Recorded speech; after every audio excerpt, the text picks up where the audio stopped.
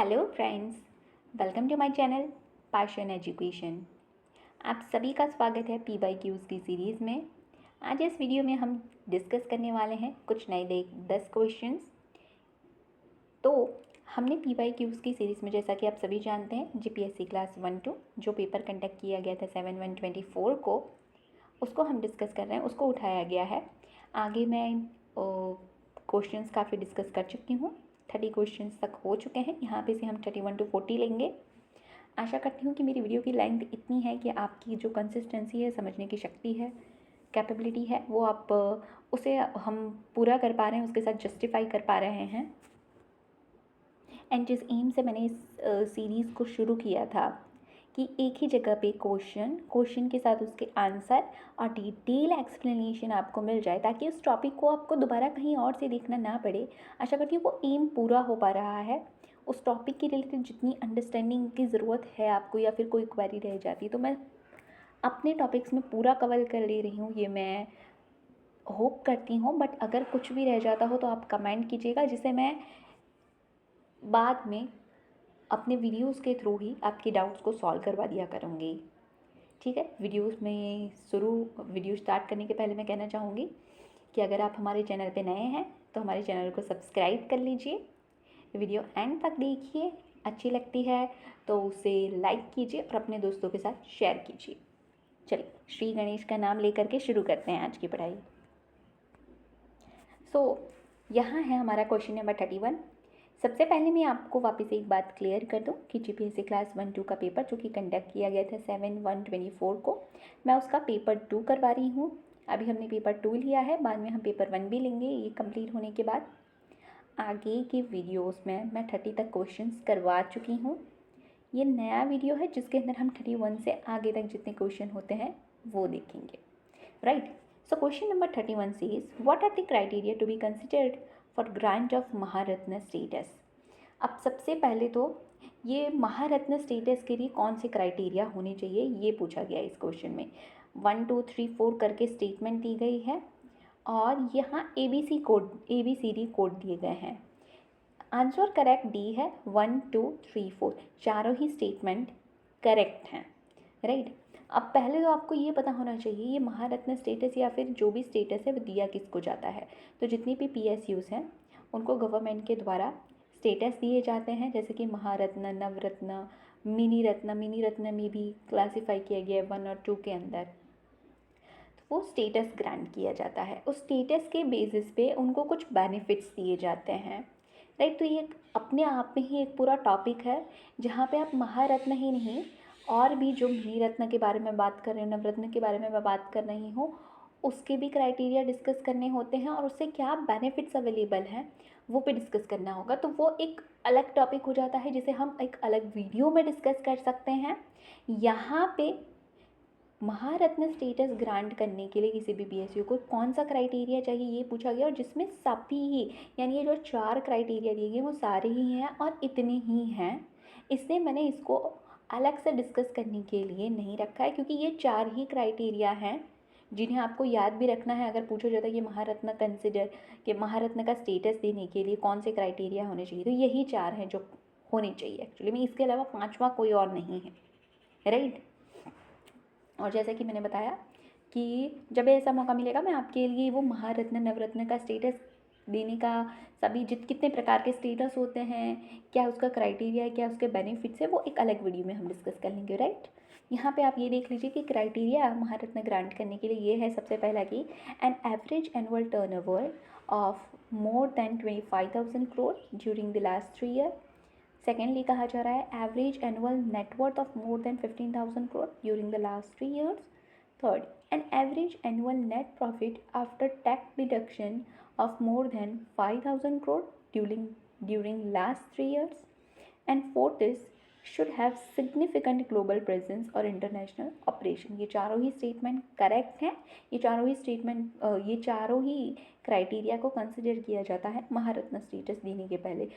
ये स्टेटस किसे दिए जाते हैं? PSUs को दिए जाते हैं, राइट। ये स्टेटस के बदले में, जैसे कि मान लीजिए महारत्न स्टेटस मिल गया किसी PSU को, तो इसके बदले में उनको कुछ बेनिफिट्स हो जाते हैं। तो यानी अगर वो मिनी रत्न का स्टेटस पा रहे हैं तो अलग बेनिफिट है, वो नीचे लेवल का बेनिफिट मिल रहा है, उसके ऊपर जाएंगे तो वो थोड़ा बेनिफिट्स और बढ़ जाएंगे, इसी ये स्टेटस दिए जाते हैं। बढ़ते हैं हमारे नेक्स्ट क्वेश्चन की तरफ। Evaluate the statement. यहाँ पे 3 स्टेटमेंट दिए गए हैं जो कि रिलेटेड है डेफिनेशन से। जो माइक्रो एंटरप्राइज, स्मॉल एंटरप्राइज और मीडियम एंटरप्राइज है, उनकी डेफिनेशंस दी गई है और आपसे पूछा जा रहा है कि क्या इन तीनों में से कोई स्टेटमेंट करेक्ट है, जिसके लिए कोड दिया गया है आपको। Only 1 is correct, 2 is correct, 3 is correct और D 1, 2 and 3 all are correct. So यहाँ correct option 1, 2 and 3 all are correct आ जाता है। हमारा सेकंड क्वेश्चन भी बिल्कुल ऐसा है, फैक्चुअल, मतलब जिसमें डेफिनेशन है, एक्सप्लेनेशन जैसा कुछ नहीं है, और वो क्वेश्चन के अंदर जितने पॉइंट्स दिए गए हैं खुद में कंटेंटेड हैं कि मतलब मुझे इसमें से कुछ एक्स्ट्रा नहीं मिल रहा था कि मैं ऐड कर सकूं आपको एक्सप्लेनेशन करने के लिए, इसलिए मैंने इसमें भी कुछ ऐड नहीं किया है। माइक्रो एंटरप्राइज, बल आपको याद रखना ये बहुत ही इम्पॉर्टेंट क्वेश्चन है, क्योंकि 2018 पहले ही चेंज किया गया, पहले कुछ और डेफिनेशन थी, उसके बाद ये डेफिनेशन लाई गई है, तो ये काफ़ी एग्ज़ाम्स में पूछी जा रही है और थोड़ा बहुत चेंज करके स्टेटमेंट्स दे दिए जाते हैं, तो आपको याद रखना है। तो पहले 2 क्राइटेरिया सेट किया गया है, investment in plants and machinery और ऑफ इक्विपमेंट का एक क्राइटेरिया है, और दूसरा क्राइटेरिया एनुअल टर्नओवर का है।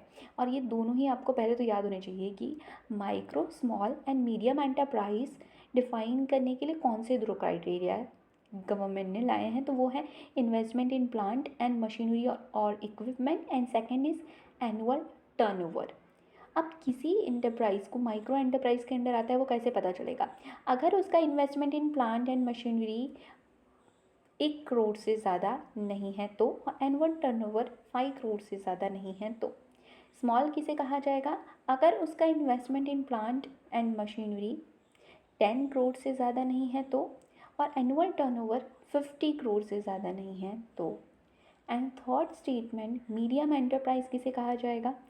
वो जिनका investment in plant and machinery 50 crore से ज़्यादा नहीं है और एनुअल टर्नओवर 250 करोड़ से ज़्यादा नहीं है, राइट। तो ये तीनों ही स्टेटमेंट्स करेक्ट हैं। आपको यहाँ से ही इन तीनों का क्राइटेरिया याद रख लेना है कि माइक्रो एंटरप्राइज डिफाइन करने के लिए investment in plant and annual turnover क्या होना चाहिए, स्मॉल एंटरप्राइज के लिए क्या होना चाहिए और मीडियम एंटरप्राइज के लिए क्या होना चाहिए। अच्छा, ये एक आवाज़ वगैरह को लेकर के आई होप मैं जितना जितना ऊंचा बोल सकती हूँ वो बोल रही हूँ। आई होप आवाज़ को लेकर के आपको कोई दिक्कत नहीं हो रही होगी। क्वेश्चन नंबर 33, ये क्या है ना, अब जब ये ऑनलाइन सारी स्टडीज़ तो हो गई है, बट यहाँ पे एक है कि जब आप बच्चों को देख के बढ़ाते हो तो आप उनका फेस रीडिंग कर सकते हो, बच्चा बोल सकता है तुरंत। ये मैं लाइव वीडियो भी नहीं कर रही हूँ कि कोई बोलेगी हाँ ठीक है मैम अच्छे से नहीं आ रही है, इसलिए मुझे ये होता है कि वैसे तो मैं अपने वीडियोज़ को अपलोड करने के पहले बहुत ही अच्छे से सुन लेती हूँ, बट स्टिल कुछ भी दिक्कत हो आप कमेंट कीजिएगा। Question number 33. Evaluate the statement, and this question is related to SAES, that is Special Economic Zone. The main objective of SAES scheme is generation of additional economic activity and promotion of export of goods and services, promotion of investment from domestic and foreign sources, creation of employment opportunities, along with the development of infrastructure facilities. Second, all laws of India are not applicable in SAES as it is governed by its own law. Third, units may be set up in SAES manufacturing, trading or for service activity. Codes दिए गए हैं 4, उन चारों codes में से सी code सही है, that is only 1 and 3 statement are correct. SEZ special economic zone.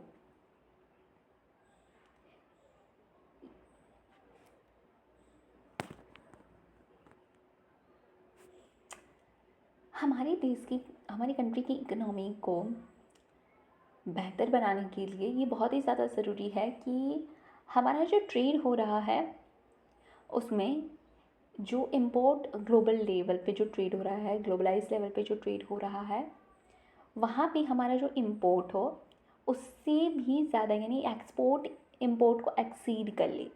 Her government का ये मोटिव रहता है, राइट। बट यहाँ पे जो एक एक पॉजिटिव पॉइंट्स बाकी कंट्रीज़ को, वेस्टर्न कंट्रीज़ को है, वो डेवलपिंग कंट्रीज़ को नहीं होते हैं। उन्हें कुछ ना कुछ इनिशिएटिव लेना होगा ताकि उनके एक्सपोर्ट जो है वो इंक्रीज़ हो चुके हैं। और ऐसा ही कुछ इनिशिएटिव के तहत गवर्नमेंट ने सी स्कीम शुरू की है। तो आइए हम इसे पहले डिटेल में समझते हैं। आंसर के अंदर फर्स्ट और थर्ड स्टेटमेंट करेक्ट है। That is main objective of SEZ scheme is generation of additional economic activity, promotion of export of goods and services, promotion of investment from domestic and foreign source, creation of employment opportunities along with the development of infra facility. And third statement, units may be set up in a sales, manufacturing, trading or for service activity, यानी इन तीनों में से किसी भी चीज़ों के लिए services unit setups किए जा सकते हैं। सेल्स को अच्छे से समझते हैं। सेल्स काफ़ी इंपॉर्टेंट टॉपिक है बिकॉज हमारी जो कंट्री है अमृतकाल का टारगेट लेकर के 2047 का एक डेवलपमेंट की तरफ, सस्टेनेबल डेवलपमेंट की तरफ बढ़ रहे हैं हम। वहाँ सेल्स का इकोनॉमिक अपलिफ्टमेंट की तरफ बहुत ही, हमारी जो इकोनॉमिक ग्रोथ है उसके तरफ सेल्स का भी एक अच्छा खासा कंट्रीब्यूशन होगा। और ये क्वेश्चंस में, ये टॉपिक से क्वेश्चंस आते हैं एग्ज़ाम में, ध्यान से समझिएगा।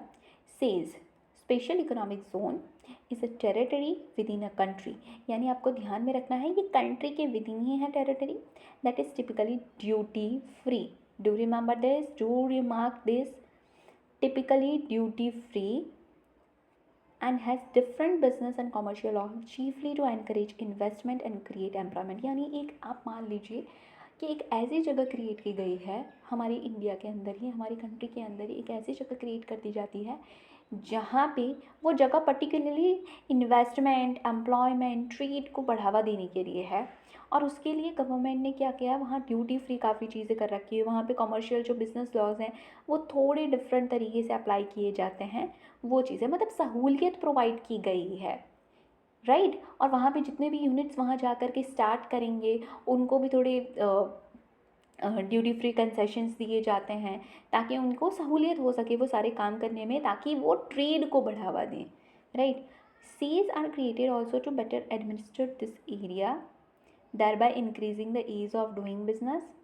अगर हम पहले तो बात कर लेते हैं कि सीज के पहले जो चीज़ थी एक्सपोर्ट प्रोसेसिंग जोन्स हुआ करते थे, और एशिया का पहला एक्सपोर्ट प्रोसेसिंग जोन इस्टेब्लिश किया गया था 1965 में कंडला, गुजरात में। ये याद रखने वाला पॉइंट है। वैसे तो ये पूरा टॉपिक का कॉन्सेप्ट आपको क्लियर होना चाहिए, बट ये फैक्चुअल डेटा है जो आपको याद होना चाहिए कि कहाँ था, कंडला, गुजरात में। While this export processing zone had a similar structure to SAIS, the government began to establish SAIS in 2000 under foreign trade policy। किस पॉलिसी के तहत बनाया गया तो वो भी ध्यान रखना है, foreign trade policy, to address the infrastructure and bureaucratic challenges जो कि हमें EPZ के अंदर देखने को मिल रहे थे। तो स्पेशल इकोनॉमिक जोन का एक्ट पास किया गया 2005 में और ये एग्जिस्टेंस में आया था 2006 के अंदर। However, SAIS were operational in India from 2000 to 2006। Says का जो स्ट्रक्चर है वो काफ़ी क्लोजली, इंडिया के अंदर जो सेज का स्ट्रक्चर है वो काफ़ी क्लोजली चाइना के सक्सेसफुल मॉडल को देखते हुए बनाया गया है। प्रेजेंटली बात करें तो there are 379 SEZ are notified, out of which 265 operational. और अगर ये डेटा बहुत ही ज़्यादा चौंकाने वाला भी है और बहुत ही याद रखने वाला भी है, इन द सेंस याद रखने वाला भी है, about 64% of SEZ are located in 5 state, that is Tamil Nadu, Telangana, Karnataka, Andhra Pradesh and Maharashtra. Tamil Nadu, Telangana, Karnataka, Andhra and Maharashtra. Board of approval is the apex body and is headed by secretary department of commerce. और एक कमेटी के बारे में यहाँ पर बताया गया है, वो कमेटी आपको याद रख लेनी है क्योंकि एग्ज़ाम्स में ऐसे भी क्वेश्चंस पूछे जा रहे हैं कि एक साइड आपको कमेटीज़ के नाम दे दिए जाते हैं और दूसरी साइड इस टॉपिक से रिलेटेड है। तो जो बाबा कल्याणी कमेटी है वो याद रखना है आपको, सेज से रिलेटेड है। Baba Kalyani committee led was constituted, sorry I read it wrong, the Baba Kalyani led committee was constituted by Ministry of Commerce and Industry to study the existing sales policy of India and has submitted its recommendation in November 2018। So I hope आपको says के related जो जिन्होंने पहली बार सुना होगा कि ये says है क्या, उन्हें ये कॉन्सेप्ट क्लियर हुआ होगा। हम नेक्स्ट क्वेश्चन की तरफ बढ़ रहे हैं। क्वेश्चन नंबर 34 में हमें दो स्टेटमेंट्स दिए गए हैं। Statement 1 spokes about competition commission of India was established by central government with effect from 14th October 2003, and statement 2 states that Competition Commission of India consists of chairperson and 6 member appointed by central government. Polity का ये question है. Polity जब भी पढ़े, जितनी भी आपको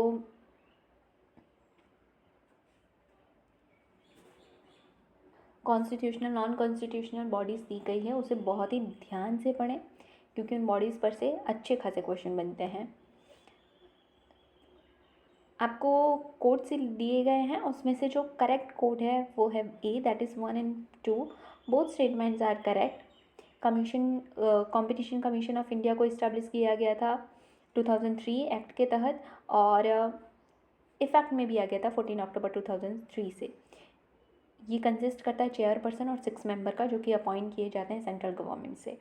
यहाँ पे हम इनके बारे में, इस कंपटीशन कमीशन ऑफ इंडिया के बारे में डिटेल में जानेंगे. चलिए समझते हैं. Competition commission of India is a statutory body. So the most important thing that you need to remember is it is a kind of a statutory body that is created by statute. जो एक status से create की थी, constitutional body नहीं है, right. ये constitutional body नहीं है जो कॉन्स्टिट्यूशन से क्रिएट की गई हो.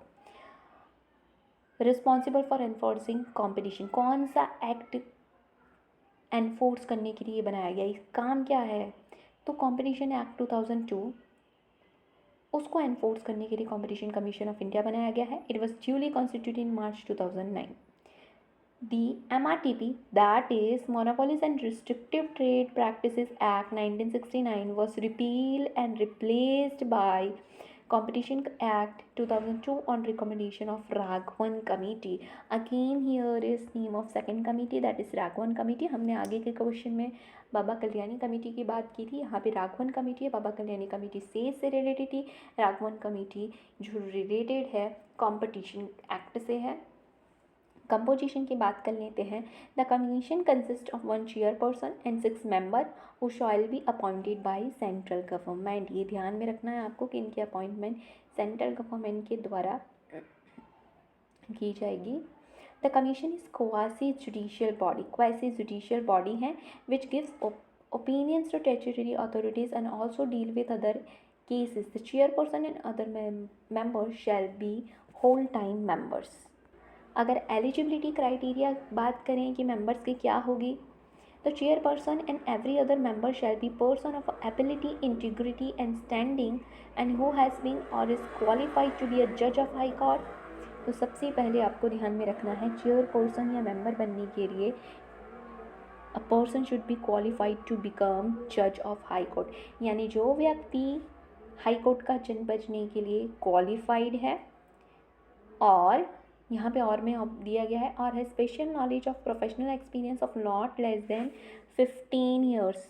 यानी पहला है ऑप्शन, या तो आप हाई कोर्ट के जज बनने के लिए क्वालिफाइड हैं, या फिर याद रखिएगा ये एंड नहीं है, यहाँ पे और लिखा है उनके पास प्रोफेशनल एक्सपीरियंस है, 15 साल से कम का नहीं होना चाहिए, यानी 15 साल या उससे ज़्यादा का एक्सपीरियंस है. International trade, economic, business, commerce, law, finance, accountancy, management, industry, public affair, administration, or in any other matter which in opinion of central government may be useful to commission. तो सेंट्रल गवर्नमेंट जिसमें भी बताएगा कि हाँ भाई ये वाले में से किसी में आपके पास है इतना 15 साल का एक्सपीरियंस, इंटरनेशनल ट्रेड, इकोनॉमिक्स जो भी हमने देखा, तो भी आप एलिजिबल हो जाओगे. Competition Act was passed in 2002 and has been amended by Competition Act 2007. It follows the philosophy of modern competition law. ये एक्ट प्रोहिबिट करता है एंटी कॉम्पिटिटिव एग्रीमेंट्स को, अब्यूज़ ऑफ डोमिनेंट पोजीशन. जो आप देखते हैं ना, क्या किया जाता है कि मान लीजिए 3-4 कंपनियां हैं, वो अपना कैटल बना ले कि हाँ भाई हम सब एक साथ हो जाते हैं, सप्लायर का एक हो जाए. उस तरीके की एंटी कॉम्पिटिटिव एग्रीमेंट जहाँ पे कंपटीशन को ही मार दिया जाए, वैसे एग्रीमेंट को प्रोहिबिट करने के लिए एक्ट पास किया गया है.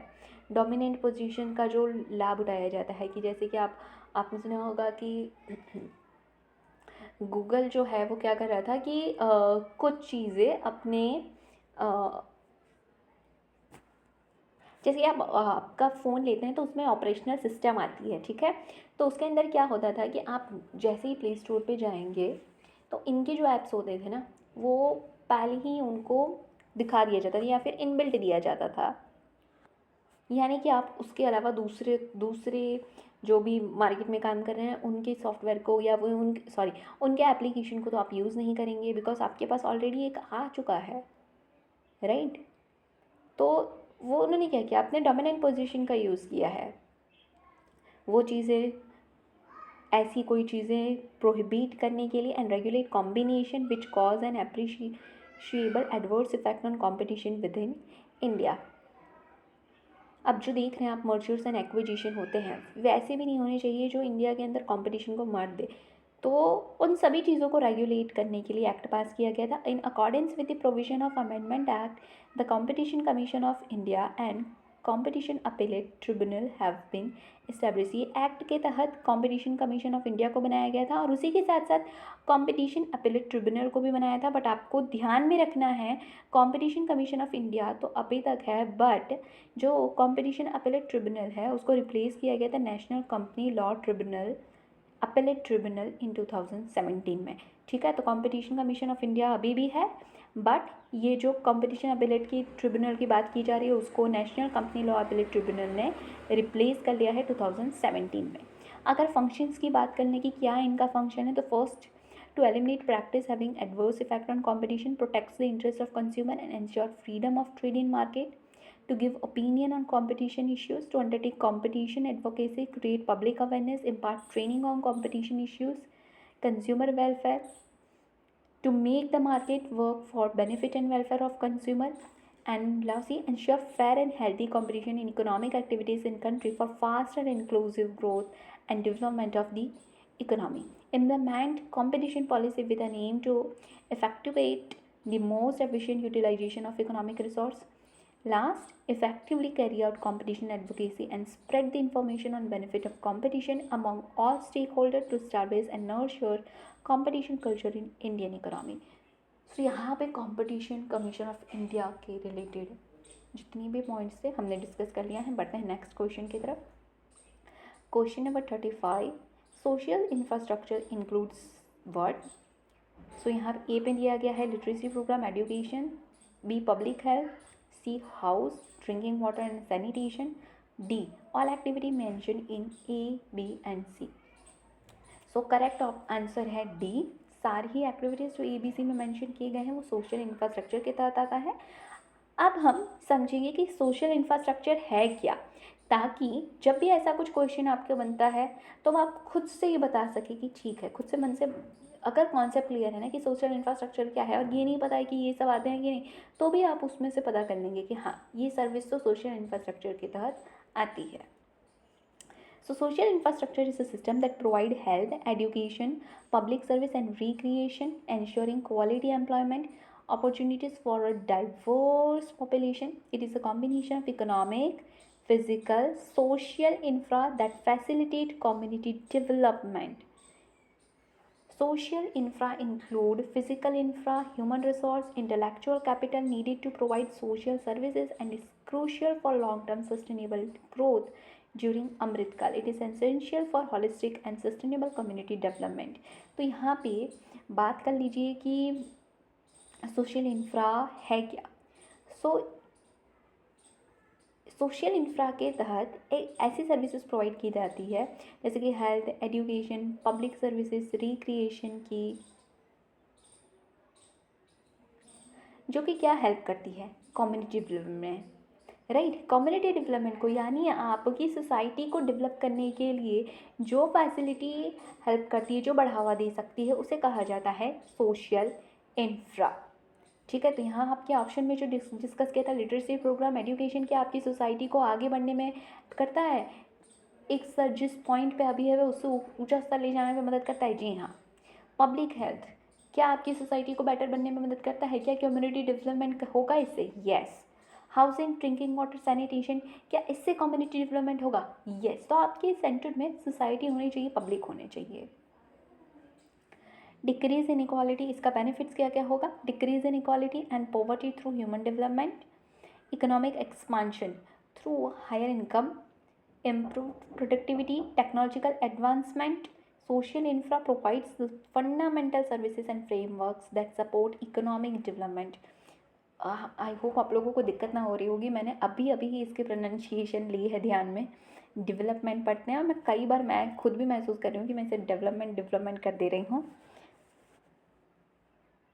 थोड़ा आप मैनेज कर लीजिएगा, ठीक है। ठीक है, हम बेनिफिट्स डिस्कस कर रहे थे। Next benefit, efficiency of human resource in the terms of productivity, a more skill and well managed economy produce more. ठीक है, अगर एजुकेशन पे ध्यान दिया जा रहा है तो ज़्यादा से ज़्यादा स्किल्ड लोग होंगे, और स्किल लोग होंगे तो वैसी इकोनॉमी में ज़्यादा प्रोडक्शन होगा। Promotion of equity and inclusive growth is greatly aided by social infrastructure, improved resource use and sustainable development.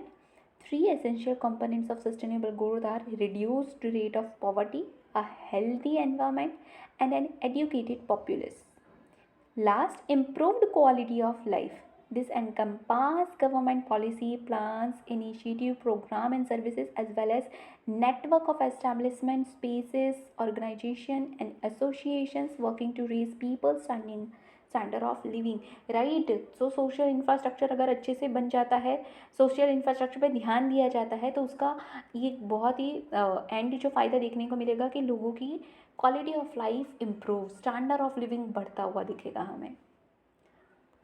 बढ़ते हैं नेक्स्ट क्वेश्चन की तरफ, that is 36. Consider the following statement regarding harmonise system of nomenclature, HSN code. First statement, it is a multi-purpose international product nomenclature developed by World Trade Organization. क्या ये world trade organisation के द्वारा develop किया गया है? आपको लग सकता है कि हार्मोनाइज सिस्टम ऑफ नोमेनकल्चर, जिसको भी इसका कॉन्सेप्ट पता होगा तो वो ट्रेड के लिए यूज़ किया जाता है, तो शायद वो इसको गलत कर सकते हैं कि हाँ WTO ही कर सकता है, but let's see. Statement second, it was developed with the vision of facilitating the classification of goods all over the world in a systematic manner. Third, in India HSN codes apply to customs and GST. Answer हमारा correct code B है, that is 2 and 3, यानी first statement correct नहीं है, world trade organisation नहीं करता है। और तो फिर देखते हैं कौन से ऑर्गेनाइजेशन के द्वारा ये डेवलप किया गया है। हार्मोनाइज सिस्टम और सिंपली HS, ये एक तरीके का 6 डिजिट आइडेंटिफिकेशन कोड है। 6 digit of 6 digit, the first to denote HS chapter, next to give the HS heading and last to give HS subheading. ये डेवलप किया गया है, ध्यान रखिएगा, बिल्कुल नहीं। अगर आपने देख लिया है आगे कि इसका मोटिव है ट्रेड वगैरह के रिलेटेड, ट्रेड इजी बनाने के लिए, तो वर्ल्ड ट्रेड ऑर्गेनाइजेशन कर सकता नहीं, ये वर्ल्ड कस्टम ऑर्गेनाइजेशन के द्वारा किया गया है develop. It is also called Universal Economic Language for Good. It is a multi-purpose international product nomenclature. India has been using HSN code since 1986 to classify commodities for custom and central exercise. HSN codes apply to custom and GST, यानी HSN code custom और GST को भी apply होते हैं. The codes prescribed in custom tariff are used for GST purpose too. HSN is used all over the world. So ये यहाँ पे क्या किया जाता है, HSN एक तरीके का आइडेंटिफिकेशन कोड है जो कैटेगरी ऑफ गुड्स को प्रोवाइड कर दिया जाता है, कि जैसे टेलीविज़न है तो उसके अंदर के ये HSN दे दिया गया, और वही जब भी ट्रेड करा जाएगा तो वो HSN कोड बोला जाएगा कि इसका ट्रेड किया जा रहा है। एंड क्योंकि सभी कंट्रीज़ के अंदर HSN कोड सिमिलर होंगे, एक जैसे होंगे, यूनिफॉर्मिटी रहेगी ट्रेड के अंदर, है ना, जितनी कॉम्प्लेक्सिटी है वो जो अलग अलग नाम की वजह से आ जाती वो रिमूव हो जाएगी। So this is a step कि आप जो ट्रेड के अंदर जितनी सहूलियत ला सकते हो वो आप इसे करने की कोशिश है। Question number 37, EIA environmental impact assessment is defined as a process of identifying, predicting and evaluating the likely impact of proposed project or development to define mitigation action to reduce negative impact and to provide positive contribution to natural environment and well-being. B, a report written by government and representative on a planned development impact of environmental, social, economic issues and culture. C, project life cycle assessment. D, evaluation of return on investment. Option A correct है, that is process of identifying, predicting and evaluating the likely impact of proposed project or development. अच्छा, इसको deeply समझते हैं, क्या है ये। Sorry. The environmental impact assessment is a structured method used to analyze and understand the potential environmental effect that could occur from upcoming project or activities. It helps in evaluating and predicting how this project might impact the natural surrounding before they are put into action. यानी जैसे कि कोई भी project government करने जा रही है तो गवर्नमेंट सबसे पहले उस प्रोजेक्ट का क्या करवाएगी, इन्वामेंटल इम्पैक्ट असेसमेंट। ये एक तरीके से बहुत ही अच्छे से स्ट्रक्चर्ड वे में एनालाइज किया जा रहा है कि जो हम प्रोजेक्ट लेने जा रहे हैं, जो एक्टिविटी कंडक्ट कराने जा रहे हैं, उसका क्या पोटेंशियल एनवायरमेंटल इफ़ेक्ट होगा।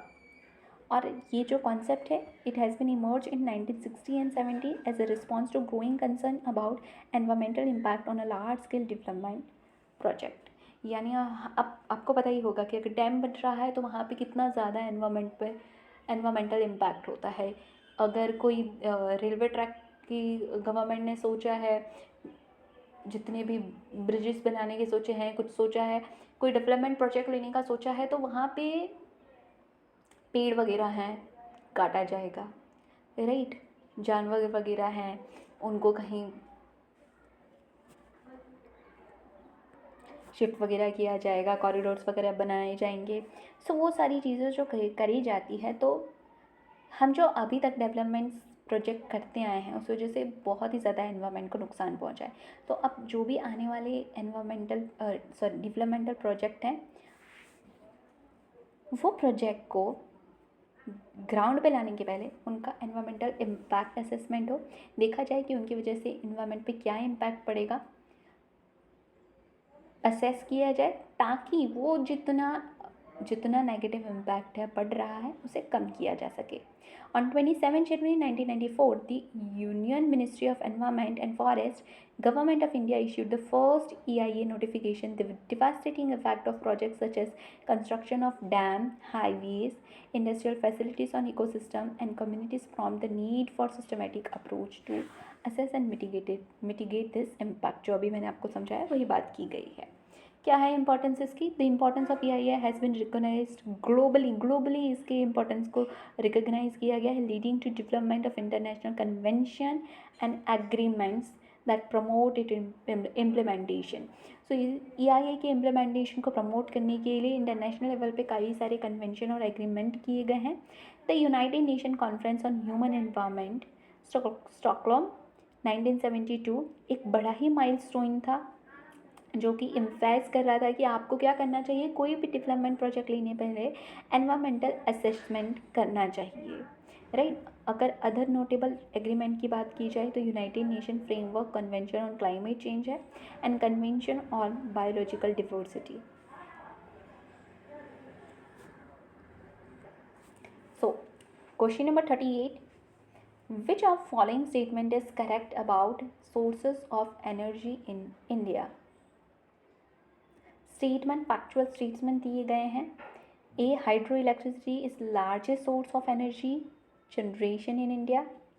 B, thermal energy is largest source of energy generation in India. C, solar energy is largest source of energy generation in India. D, wind energy is largest source of energy generation in India. अच्छे से जो तैयारी कर रहे हैं ना, उन्हें ये तो चीज़ पता ही होगी कि ये दोनों तो अभी नहीं हो सकती, डेवलपमेंटल स्टेज में है, और हाइड्रो इलेक्ट्रिसिटी का भी उतना कंट्रीब्यूशन नहीं है। हम जो बात कर रहे हैं कोल की, कि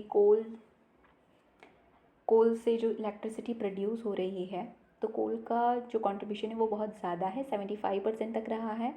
हम उसे कम करके सोलर और विंड एनर्जी, हाइड्रो इलेक्ट्रिसिटी, उनका कंट्रीब्यूशन बढ़ाने की हमारा टारगेट रह रहा है, राइट।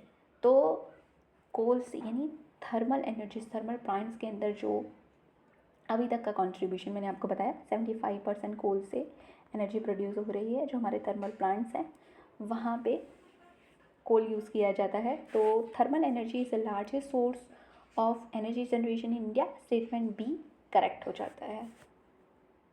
हालांकि गवर्नमेंट सोलर एनर्जी और विंड एनर्जी पे भी काम करने के बहुत ही ज़्यादा इन चीज़ों को भी बढ़ावा दे रही है। नेक्स्ट क्वेश्चन पे बढ़ते हैं। फैक्चुअल क्वेश्चन था, इससे मैंने उसके रिलेटेड जो स्टेटमेंट्स में था वहाँ पे ही समझा दिया। Question number 39, evaluate the statement.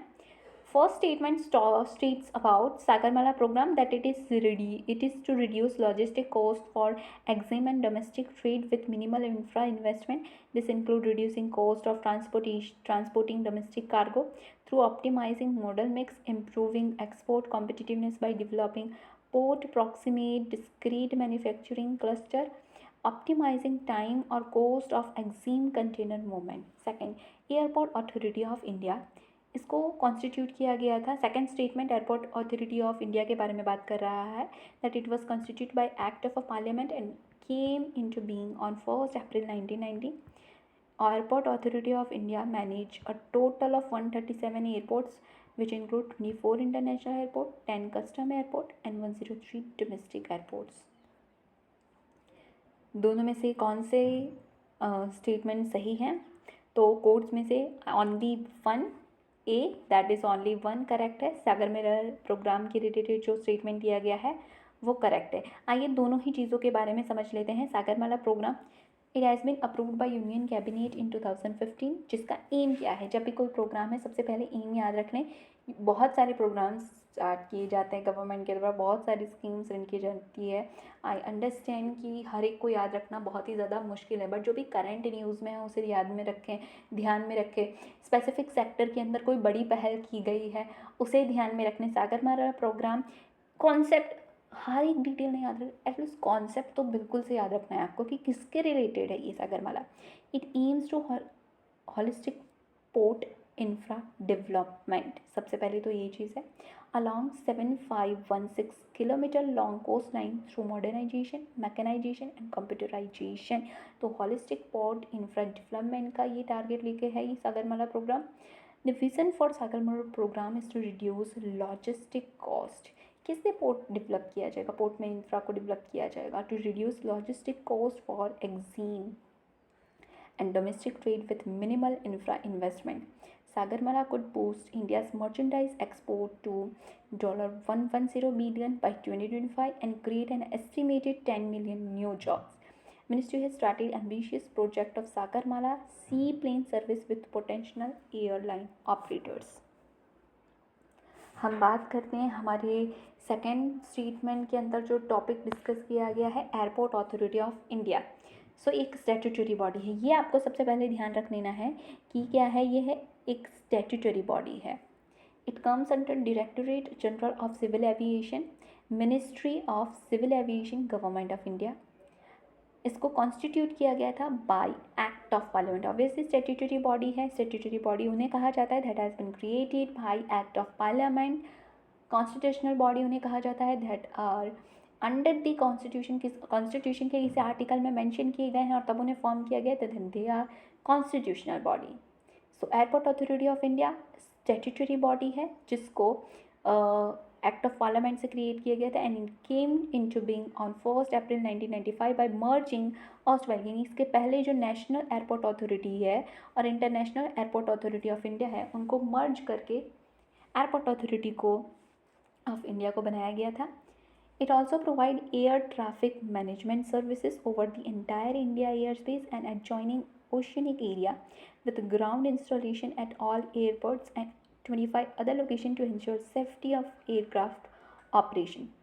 The merger brought into existence a single organization entrusted with the responsibility of creating, upgrading, maintaining and managing civil aviation infra both on ground and airspace in country। यानी हमारा जो second statement था उसको एक बार गो through करते हैं। Airport authority of India was constitute by act of parliament, correct है, and came into being on 1 April 1990। 1990 का डेट दिया गया है, 1995 है, राइट। सो इसलिए वो जो स्टेटमेंट है वो फॉल्स हो जाता है। ठीक है, question number 40, naturalisation of human means. I hope जितने भी क्वेश्चन मैं डिस्कस कर रही हूँ उसके अंदर जो टॉपिक्स दिए गए हैं वो आपको एकदम बढ़िया से क्लियर हो रहे होंगे।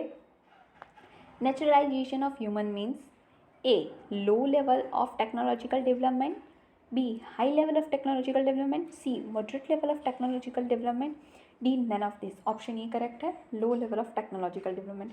बट ये है क्या naturalisation of human means, sorry naturalisation of human है क्या, इसे समझ लेते हैं।